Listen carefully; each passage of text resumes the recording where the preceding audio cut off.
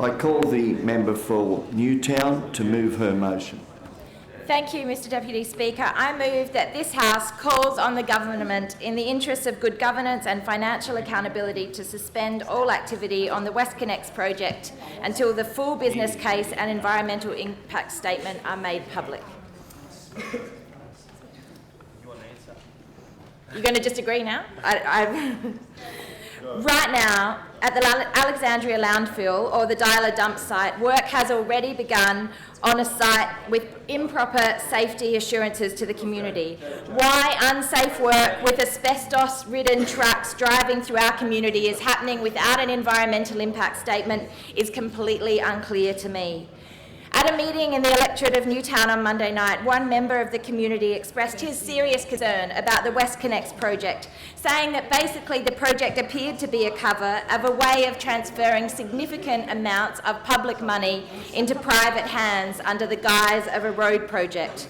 What else could people think in a scenario where the government refuses to release the business case or the environmental impact statement and plans? The total budget for this project has blown out to $15.4 billion. A $500 million increase in the budget this year and a 50% increase from when it was first announced. To be clear, that is $450 million per kilometre. To put that in perspective for our Nationals colleagues, that is double the amount promised in this budget per kilometre what was promised for the upgrade of Country Rail. The community, the public and the people whose interests we are elected here to serve are not asking for much today. What they are asking for is to see the business case and to see the environmental impact statement before any planning or construction or activities go ahead. It became clear that the Minister for Planning hasn't even seen the environmental impact statement yet. It seems that the Minister for Planning has not seen it, and while the Minister for Transport said that the business case would be released in July, for those I might note that actually it's now August, we still haven't seen the business case that the Minister for Transport, who has the unfortunate job, I do not envy him, of representing the Minister for Roads in this place. We see that the New South Wales Auditor-General has released a report on the WestConnex project and has said that the process applied to the WestConnex project provide independent assurance to the government and did not meet best practice standards. The Auditor-General went on to say that there is a fundamental conflict of interest in the arrangement that is set up with how the WestConnex Delivery Authority are going about this massive infrastructure project. Since then, we have not seen any actions taken by the WestConnex Delivery Authority or the Roads Minister to improve the faith that the public has in this project. Already, $3 billion of contracts have been signed despite the fact that no planning approval has been granted yet for this project. We are seeing this government undermine their own processes, their own gateway processes set by your Department of Treasury, the own planning process set by your Department of Planning and Environment, to go ahead and have the Roads Minister Duncan Gay signing off on billion-dollar contracts while the community is left in the dark, and yet the own processes are not followed. But it's not just about the money that is actually an issue here. You can laugh, but there are people in that gallery, and I asked the member for Parramatta and the member for Drummoyne to have a look. There are people in that gallery who are losing their homes. There are people who have had their homes acquired. There are people who are suffering because of the noise of the construction and pre-construction works that are already going on.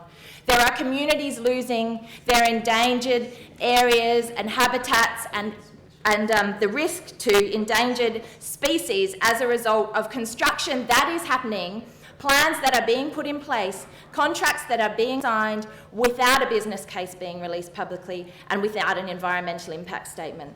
I am talking about families who will no longer be able to live in the area of St Peters because the RMS is treating them appallingly, not providing them with market values for the loss of their homes, and they will now have to move their children from the local schools and live in another area. I am talking about residents in Kingsgrove that will live next to unfiltered stacks who have not been informed by the WestConnex Delivery Authority what is going on. These are real people that are having real impacts because of this government's complete arrogance when it comes to wanting to talk up delivering what is allegedly a world-class polluting motorway, when in actual fact they are refusing to provide the public or this House with any evidence of the fact that this is a justified project. What we are seeing across the board is a government that is intent on destroying people's lives and destroying our communities for some reason that is actually unclear. It is unclear to us why the government is committing to $15.4 billion to spend on a motorway when there has been no public consultation as to why $15.4 billion is the best way to solve congestion. I would welcome to be part of a conversation with this government of saying, if we spent $15.4 billion, if we spent $15.4 billion on something to address Sydney's congestion needs, what would it be? Let's have that conversation. We can't have that conversation because the government will not release its business case. In recent times, we have seen road projects in Sydney and other cities turn into financial disasters. The WestConnex Delivery Authority and the Roads and Maritime Services have entered into contracts with companies such as Parsons, Brickenhoff and ACOM that have recently settled lawsuits for allegedly either reverse engineering traffic studies in the instance of the Lane Cove Tunnel or providing inadequate and incomplete traffic data for the Clem 7 project in Brisbane. These are the contracts that our government is signing without a business case and without proper planning approval. In another case, we're seeing that ACOM has won contracts for both the administration of the environmental impact statement process as well as contracts that will benefit from the construction of WestConnex. If that is not a conflict of interest, I don't know what is. So what do? When we see the independent reports that we see cannot justify this project, when we see that there is a threat in my home area of 24-hour clearways, and we see that this government is refusing to share with the people what the justification for this project is. You know in this House what my position is on the WestConnex project. It is clear that there is growing community concern against this whole polluting tollway. But this motion is simply asking for two things. It is asking for all construction and activity to halt when it comes to the WestConnex project until the government has released the business case and until we have seen the environmental impact statement. That is good governance. That is open and transparent government, and I call on the government to recognise that it is the only way forward. Right, the member for Newtown. Thank you, Mr Assistant Speaker. I'd like to acknowledge and thank the members for Parramatta, Strathfield, Drummoyne, Balmain, Castle Hill, Summerhill, Oatley, Lakemba, Heffron and Sydney for their contribution to this debate. And I would particularly like to thank those on this side for the collaboration and connection that we have shown to want to support good governance and transparency, even though it's clear that we may not all agree on all aspects. The Premier has said in this place that the 33 kilometres of WestConnex will make an incredible difference to people's lives. He has said that it will bypass 52 sets of traffic lights, take 3,000 trucks a day off Parramatta Road, 40 minutes saving in travel times, and an overall $20 billion benefit to the New South Wales economy. It is impossible for us to verify whether any of these claims are true because the Premier and this government will not share any of the information or documents that allegedly support these claims.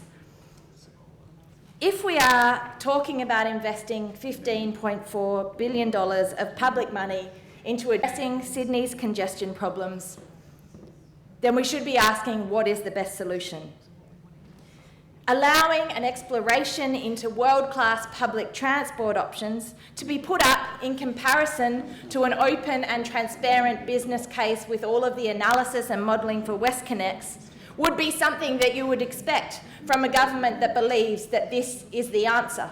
If it's the answer, what is there to hide?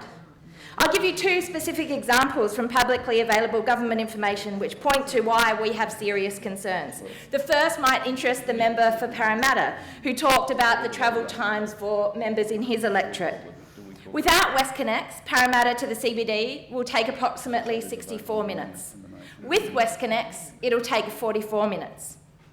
But he doesn't mention, and neither does the WestConnex Delivery Authority, that by train, it currently takes 17 minutes. Similarly, Parramatta to the airport is 40 minutes by train. By car with WestConnex, 66 minutes. I'm sure that all of those tradespeople and people that need to use the roads would love it if the member for Parramatta would actually encourage those that want to catch the train to get off the roads so that those that need to use the roads are freed up from the congestion and those that live in his area are provided with efficient and effective public transport.